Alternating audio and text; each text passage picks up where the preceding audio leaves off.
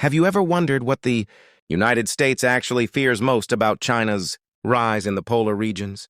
Surprisingly, it's not China's nuclear aircraft carrier programs, the Type 096 submarines, or even sixth-generation fighters. The real pressure comes from two ships that look completely ordinary. China's icebreakers Zhuilong and Zhuilong 2, and there's a reason for that. A Pentagon internal assessment once made a blunt statement.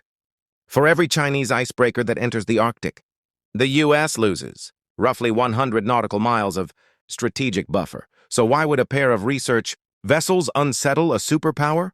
Because in the Arctic, icebreakers are not just ships. They are strategic tools that quietly reshape global influence. Let's look at the numbers. Globally, around 50 icebreakers are active. Russia dominates with nearly 40. China only has 2 in operation, but both are advanced, modern, and highly capable.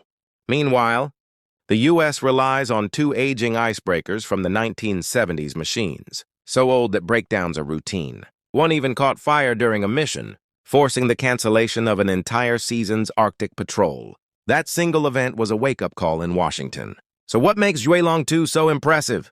Technologically, it can continuously break through 1.5-meter thick ice at 3 knots. More importantly, it has a unique 360-degree rotating ice-breaking system, allowing it to carve circular paths through the ice. In 2024, Chinese researchers used this technique to open a temporary harbor inside the Arctic Circle, something few nations have ever demonstrated. Why does this matter? Because the Arctic isn't just a frozen wasteland. It hides 30% of the world's untapped oil, 13% of global natural gas, and massive reserves of rare earth minerals. Even more valuable is the emerging Arctic shipping lane, which cuts the distance between East Asia and Europe by almost 9,000 kilometers and reduces shipping costs by up to 30%. China has already begun test voyages through this route. The United States wants to use it, too, but without modern icebreakers. American ships simply can't get through.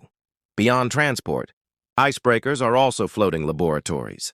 Zhuilong 2 carries advanced sonar, water pattern sensors, and seabed mapping equipment. This scientific data helps nations prove territorial claims under the United Nations Convention on the Law of the Sea.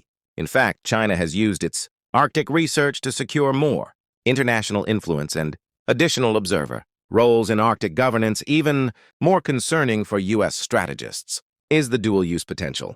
High-resolution seabed maps can also guide ballistic missile submarines along hidden underwater routes. And while China's upcoming nuclear-powered icebreaker is labeled civilian, the reactor technology undeniably serves as a foundation for future nuclear-powered warships. The U.S. is scrambling to respond, teaming up with Canada and Finland and approving billions to build new icebreakers.